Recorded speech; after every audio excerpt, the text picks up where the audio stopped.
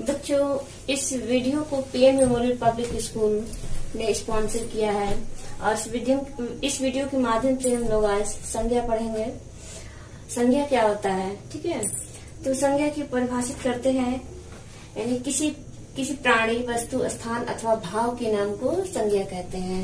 आप पहले भी आपने पढ़ा होगा, किसी प्राणी, वस्तु अथवा स्थान के नाम को संज्ञा कहते हैं। जैसे राम है, कुर्सी है, दिल्ली है, बचपन है, इस तरह उदाहरण उसके हैं, ठीक है।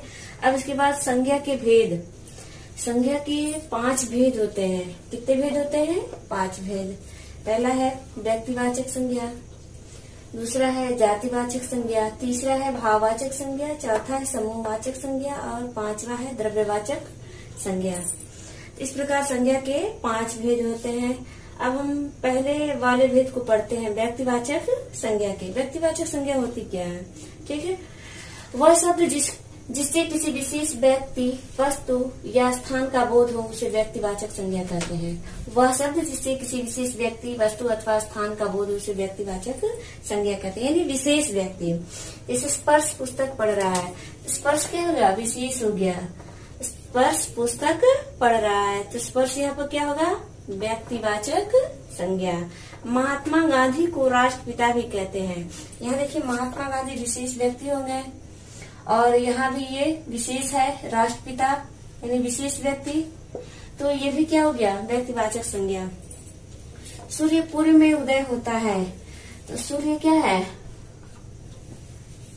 एक है सूर्य, यानी विशेष है, तो सूर्य जो है व्यक्तिवाचक संज्ञा हो गया। और पूर्व भी होगा, क्योंकि पूर्व एक ही होता है, पूर्व, पश्चिम, उत्तर, दक्षिण, यानी दिशाओं की किसी एक विशेष दिशा का नाम लिया जाता है, तो वहाँ पर क्या हो जाता है? व्यक्तिवाचक संज्ञा। इसके और भी उदाहरण है, जैसे व्यक्ति के नाम में आप जानते हैं, किसी व्यक्ति का जो विशेष व्यक्ति है या कोई भी सामान्य व्यक्ति है, अगर नाम आता है तो व्यक्तिवाचक संज्ञा हो जाता है। और दिशा आ जाता है, जैसे पूर्व, पश्चिम, उत्तर, दक्षिण, तो ये भी व्यक्तिवाचक संज्ञा में आता है। और देश हो गया, मान लीजिए किसी देश का नाम ले रहे हैं, तो एक देश का एक ही नाम होता है लगभग, जैसे भारत, अमेरिका, जापान, पाकिस्तान। और इस प्रकार जो है समुद्रों के नाम, जैसे विभिन्न समुद्र हैं हमारे पृथ्वी पर, तो उन समुद्र जैसे प्रशांत महासागर, हिंद महासागर, भूमध्य सागर, काला सागर, तो समुद्रों के नाम भी व्यक्तिवाचक संज्ञा में आते हैं। अब नदियों के नाम, विशेष नदी है, नदी का नाम है, जैसे गंगा है, ब्रह्मपुत्रा है, कृष्णा है, कावेरी है, सिंधु है, नर्मदा है, ये सब क्या है? व्यक्तिवाचक संज्ञा के अंतर्गत आएंगे। क्योंकि अगर नदी रहता तो वह क्या हो जाता? जातिवाचक हो जाता। लेकिन जब व्यक्ति है तो उसमें क्या हो जाएगा? वह नदी का नाम है, जैसे गंगा, ब्रह्मपुत्रा, कृष्णा, कावेरी, तो क्या हो जाएगा? व्यक्तिवाचक संज्ञा। अब मान लीजिए पर्वतों के नाम, पर्वत कहता तो पर्वत जातिवाचक हो जाता। लेकिन पर्वतों के नाम अगर कहता है, जैसे हिमालय, विंध्याचल, अलकनंदा और काराकोरम, तो ये क्या हो गया? व्यक्तिवाचक संज्ञा हो गया। नगरों, चौकों और सड़कों के नाम, जैसे नगर का कोई एक नाम होता है, विशेष नाम होता है। चौक है, कोई भी चौक है, तिराहा चौक, चौराहा चौक, तो वो चौक भी हो गया। सड़क जैसे ग्रैंड ट्रक रोड, तो ये क्या है? गौतम बुद्ध रोड, चांदनी चौक, इस तरह जो है इनके नामों को विशेष नाम, जैसे नगर के नाम, चौकों के नाम, जैसे चांदनी चौक हो गया। सड़क के नाम जैसे बुद्ध रोड हो गया या ग्रैंड ट्रंक रोड हो गया, तो ये क्या है? व्यक्तिवाचक संज्ञा है।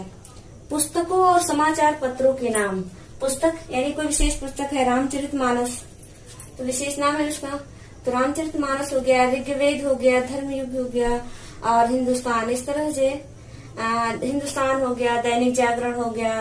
और मतलब पत्रिकाओं जो हमारे जो है पत्र आते हैं, पत्र का मतलब समाचार पत्र, तो उनके नाम होते हैं, तो वो भी क्या हो जाता है? विशेष हो जाता है, यानी व्यक्तिवाचक संज्ञा।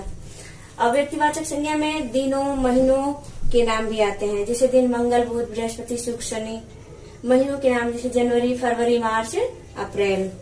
उसी प्रकार त्योहारों के नाम भी आते हैं, उत्सवों के नाम भी आते हैं व्यक्तिवाचक संज्ञा में, जैसे दशहरा हुआ, दीपावली हुआ, होली हुआ, रक्षाबंधन हुआ, ईद हो गया, तो ये सब व्यक्तिवाचक संज्ञा में आते हैं। तो तो बच्चों इस प्रकार हमने व्यक्तिवाचक संज्ञा समझाने का प्रयास किया, आप समझ गए होंगे। अब दूसरा है जातिवाचक संज्ञा। जातिवाचक संज्ञा क्या होता है? जिन संज्ञाओं से एक ही प्रकार की वस्तुओं अथवा व्यक्तियों का बोध हो, जिन संज्ञाओं से एक ही प्रकार की वस्तुओं अथवा व्यक्तियों का बोध हो, उन्हें जातिवाचक संज्ञा कहते हैं। जैसे लड़की खेल रही है या लड़का खेल रहा है, तो इसमें लड़की एक जाति है, नाम तो नहीं दिया है, नाम रहता तो व्यक्तिवाचक हो जाता, लेकिन लड़की जब नाम लिया है तो लड़की एक क्या है? जाति है। लड़का एक जाति है, खेल रही है, यानी वह जातिवाचक संज्ञा हो गया। गाय दूध दे रही है, गाय दूध देती है, तो गाय क्या हो गया? कि विशेष गाय का नाम नहीं, जैसे गाय का भी नाम होता है, अपना अपना नाम लोग रखते हैं, जैसे कामधेनु हो गया, कोई चपला हो गया, कमला हो गया, शनिचरी हो गया, जो भी नाम रखते हैं, तो वो विशेष नाम नहीं है, यानी जाति का बोध करा रहा है कि गाय दूध देती है, यानी गाय वहाँ जातिवाचक संज्ञा हो गया। तो उसी प्रकार जातिवाचक संज्ञाओं के भी और रूप होते हैं, जैसे संबंधियों, व्यवसायों, पदों और कार्यों के नाम। जैसे बहन जातिवाचक हो गया। अब ये फला बहन होता तो व्यक्तिवाचक हो जाता, लेकिन यहाँ बहन बोल दिया तो ये जातिवाचक। मंत्री भी जातिवाचक संज्ञा में आएंगे, प्रोफेसर भी जातिवाचक संज्ञा में आएंगे, ठग भी आते हैं। इसी प्रकार पशु पक्षियों के नाम, घोड़ा, गाय, कौवा, तोता, मैना, ये क्या है? जातिवाचक संज्ञा के रूप पर जातिवाचक संज्ञा के में ही आता है। वस्तुओं के नाम जैसे हो गया मकान, हो गया पुस्तक, हो गया। अगर पुस्तक में अगर रामचरितमानस आ गया तो वह व्यक्तिवाचक हो गया, और अगर वह पुस्तक सिर्फ बोलता है तो वह जातिवाचक संज्ञा हो जाता है। टेबल भी क्या है? और कौन सा टेबल है? विशेष नाम नहीं है, यानी टेबल है तो ये जातिवाचक संज्ञा है। अब देखिए प्राकृतिक तत्वों के नाम। प्राकृतिक तत्व में क्या आता है? जैसे तूफान में बहुत सारे तूफान आते हैं, क्या क्या नाम तूफान रखा जाता है, लेकिन तूफान जब बोल रहा है तो ये जातिवाचक संज्ञा हो गया। बिजली, वर्षा, भूकंप, ज्वालामुखी इत्यादि ये जातिवाचक संज्ञा के ही उदाहरण हैं। बच्चों अब इसके बाद हम लोग भाववाचक संज्ञा पढ़ेंगे, ठीक है? तो अब हम लोग भाववाचक संज्ञा पढ़ेंगे। भाववाचक संज्ञा क्या होता है? वह संज्ञा शब्द जिससे व्यक्ति या वस्तु के गुण, दोष, दशा या भाव का पता चलता है। वह संज्ञा शब्द जिससे व्यक्ति या वस्तु के गुण, दोष, दशा या भाव का पता चलता है, वहाँ भाववाचक संज्ञा कहा जाता है। जैसे मिठास, थकावट, बचपन, ईमानदारी, बुढ़ापा, नम्रता।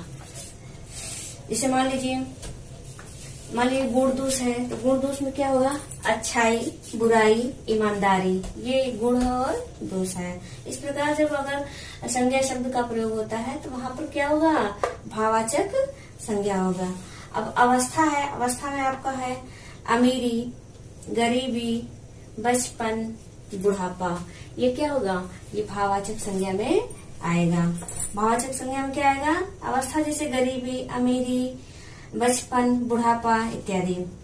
अब देखिए भाव व्यक्ति का भाव किस प्रकार प्रकट करता है, वो भी संज्ञा शब्द है। जैसे क्रोध क्या है? भाव है, व्यक्ति की मानसिक दशा होती है, वो क्रोध करता है तो वह भाववाचक संज्ञा में आ जाएगा। मोह, लोभ, ये क्या है? भाववाचक संज्ञा है। अब समय आ गया, समय में दिन, रात, ये क्या है? भाववाचक, यानी दिन हुआ तो दिन क्या हो गया? भाववाचक संज्ञा हो गया। रात यानी रात का भाव, रात क्या हो जाएगा? भाववाचक संज्ञा। मान लीजिए प्रयोग में आया कि बुढ़ापा सभी को आता है, तो इसमें भाववाचक संज्ञा क्या होगा? बुढ़ापा। बचपन में सभी शरारती होते हैं, तो शरारती क्या होगा? ये भाववाचक संज्ञा होगा। अब अगला एक और है, करेले में बहुत कड़वाहट है, तो कड़वाहट क्या है?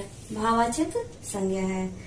ठीक है, आगे हम लोग पढ़ते हैं समूहवाचक संज्ञा। समूहवाचक संज्ञा क्या होता है, इसके बारे में जानेंगे। जिस संज्ञा से वस्तु अथवा व्यक्ति के समूह का बोध हो, जिस संज्ञा से वस्तु अथवा व्यक्ति के समूह का बोध उसे समूहवाचक संज्ञा कहते हैं। जैसे सभा, सभा में सभी लोग रहते हैं। दल, दल एक बनता है, लोगों का एक दल बनता है। गिरोह भी होता है। गुच्छा, जैसे मान लीजिए अंगूर का गुच्छा हो गया या किसी चीज का गुच्छा हो गया। कुंज, कुंज में से होता लताओं की गुच्छा होती, लता होती है। कक्षा, कक्षा है, कक्षा में सभी बच्चे हैं तो यानी वो भी एक समूह है। सेना, सेना का समूह होता है। मंडल, मंडल भी एक समूह से बनता है।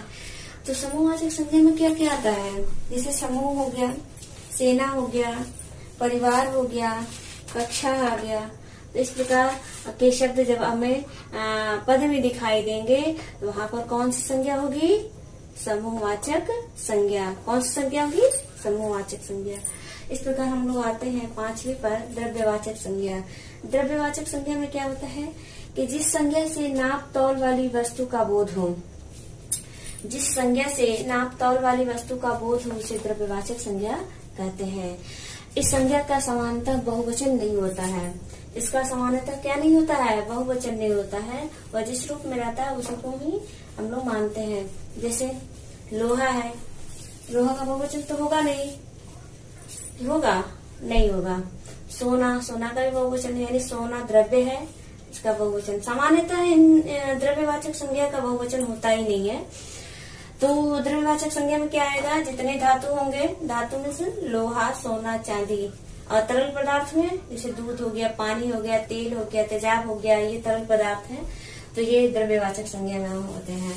तो जितने भी नाप तौल की वस्तु होती है, जैसे मानिए सोना, सोना को भी तौला जाता है। सोने, चांदी को भी चांदी को भी तौला जाता है। लोहे को भी तौला जाता है। तो नाप तौल, तौल वाली वस्तु रहेगी तो वह क्या होगी? द्रव्यवाचक संज्ञा होगी।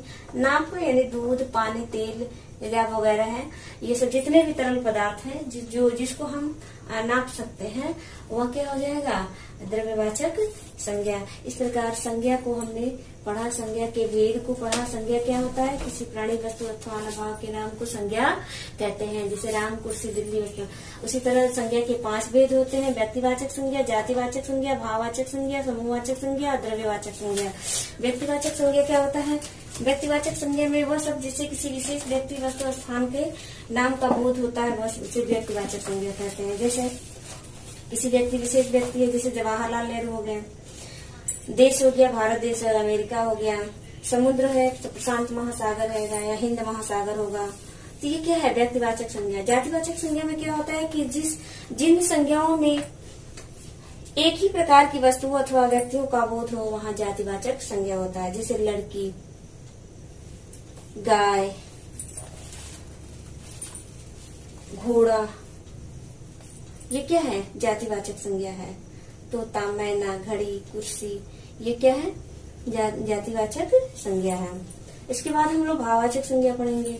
भाववाचक संज्ञा क्या था? वह संज्ञा जिससे व्यक्ति, वस्तु या गुण दोष, वह संज्ञा शब्द जिससे व्यक्ति या वस्तु के गुण, दोष, दशा का, भाव का पता चलता है, भाववाचक संज्ञा कहा जाता है। जैसे मिठास है, कड़वाहट है, थकावट है, बचपन है, ईमानदारी है, बुढ़ापा है।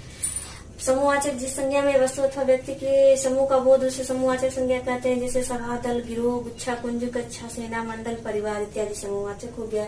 द्रव्यवाचक में है कि जिस संज्ञा में नाप तौल वाली वस्तु का बोध उसे द्रव्यवाचक संज्ञा कहते हैं। ऐसे यह समानता बहुवचन नहीं होता है। जैसे लोहा हो गया, सोना हो गया, चांदी हो गया इत्यादि। ठीक बच्चों, इतना समझ में आया आपको? ओके।